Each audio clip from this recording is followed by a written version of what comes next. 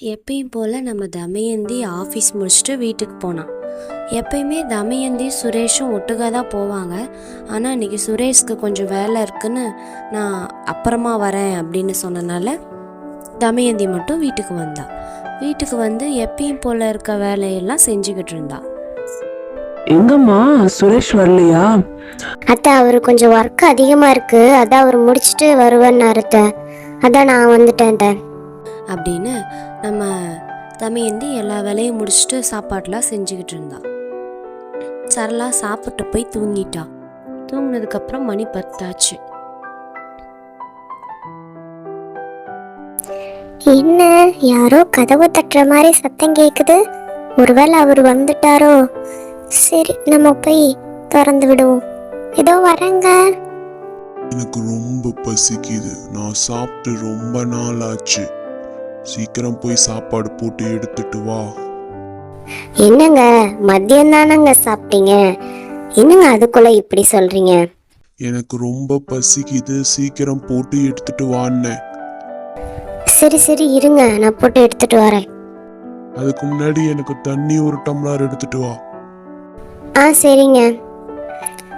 என்ன இவர் இப்படி பேசுறாரு? மத்தியானம் தானே சாப்பிட்டாரு, இப்ப வந்து இப்படி பசிக்குதுங்கிறாரே. இவருக்கு என்ன ஆச்சு? ஏதோ ஒரு மாதிரியா பேசுற மாதிரி இருக்கு. சரி, ஒர்க் டென்ஷன்ல கீதா அப்படி பேசுவாருன்னு நினைக்கிறேன். சரி, நம்ம தண்ணி கொண்டு போய் கொடுப்போம் அப்படின்னு தமயந்தி தண்ணி எடுத்துட்டு போய் கொடுத்தா. சுரேஷும் வாங்கி குடிச்சிட்டு, எனக்கு ரொம்ப பசிக்குது, என்ன சாப்பாடு செஞ்சு வச்ச? அதுவாங்க, சாம்பாரும் ரசம் தாங்க வச்சேன். என்ன, சாம்பாரும் ரசமுமா? எனக்கு கறியும் மீனும் தான் வேணும். என்னங்க விளையாடுறீங்களா? இந்த நேரத்துக்கு நான் எங்க போறது? கறி மீனுக்கெல்லாம் சாம்பாரும் ரசம் தான் இருக்கு, அதை சாப்பிட்டா சாப்பிடுங்க. சரி, போய் எடுத்துட்டு வா போ அப்படின்னு கோவத்துல சுரேஷ் சொன்னான். இவளும் சமையல் கட்டில் சாப்பாடு குழம்பு ஊற்றிக்கிட்டு இருந்தா. அப்போ ஒரு ஃபோன் வந்துச்சு. ஹலோ தமயந்தி, நான் தான் சுரேஷ் பேசுறேன். நீங்களா? ஆமா, நான் தான் பேசுறேன். நான் வீட்டுக்கு வர்றதுக்கு கொஞ்சம் லேட் ஆகும். இல்லை, நீ படுத்து தூங்கிடு, நான் காலையில தான் வருவேன். எனக்கு கொஞ்சம் ஆஃபீஸில் ஒர்க் இருக்கு, நான் காலையில தான் வருவேன். விளையாடாதீங்க. ஏய், நான் உன்கிட்ட ஏன் விளையாட போறேன்? நான் வர்றதுக்கு லேட் ஆகும். நீ சாப்பிட்டு படுத்துரு, நான் காலையில தான் வருவேன். அதனால நீ கதவுக்கிட்டே நின்றுட்டு இருக்காத, நீ போய் படுத்து தூங்கு. காலையில தான் வருவீங்களா? ஆமா தமயந்தி, எனக்கு வேலை இருக்குது, நான் காலையில தான் வருவேன். நீ போய் சாப்பிட்டு படுத்துக்கோ. சரி, நான் வச்சிடுறேன். என்ன, இவர் தான் இப்ப ஃபோன் பண்ணி காலையில தான் வருவேன்னாரே.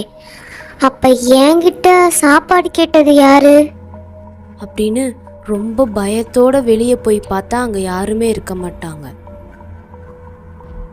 என்னங்க என்னங்க அப்படின்னு ரொம்ப பயத்தோட மறுபடியும் அவங்க ஹஸ்பண்டுக்கு ஃபோன் பண்ணுவா. ஃபோன் பண்ணி, எங்க விளையாடாதீங்க வாங்க. ஏய், நீ என்ன லூசா? நான் தான் இப்போ ஃபோன் பண்ணி காலையில தான் வருவேன்னு சொன்னேன்ல, அப்புறம் என்ன வாவான்னு கூப்பிடுற? எங்க இப்பதாங்க நீங்க வந்து எனக்கு சாப்பாடு போட்டு கொடு, தண்ணின்னு கேட்டு வாங்கி குடிச்சீங்க, அப்புறம் என்ன இப்படி சொல்றீங்க? நான் எங்கம்மா வந்தேன்? நான் ஆஃபீஸில் தாம்மா இருக்கேன். நான் ரொம்ப வேலையா இருக்கு, காலையில தான் வருவேன். நீ சும்மா விளையாடாம ஃபோனை வை அப்படின்னு கோவத்தில் சுரேஷ் ஃபோனை வச்சுட்டான். இவளுக்கு ரொம்ப பயமாயிருச்சு. அப்போ யார் வந்து என்கிட்ட தண்ணி வாங்கி குடிச்சது, சாப்பாடு போட சொன்னது? அவரும் ஆஃபீஸில் இருக்காரு. ஒருவேளை எல்லாம் என் மன பிரம்மையா இருக்குமோ? ரொம்ப ஒர்க் பண்ணால் இப்படி தான் ஆகும்னு நினைக்கிறேன். சரி, நம்ம போய் படுத்து தூங்குவோம், அவர் தான் காலைல தான் வரனார்ல அப்படின்னு தன்னையே சமாதானப்படுத்திக்கிட்டு போய் தமயந்தி படுத்து தூங்கிட்டா. ஆனால் அந்த வீட்டில் ஒரு மர்மம் இருக்குது. இன்னைக்கு தப்பிச்சிட்ட தமயந்தி, உன்னை நான் இன்னொரு நாள் விட மாட்டேன்.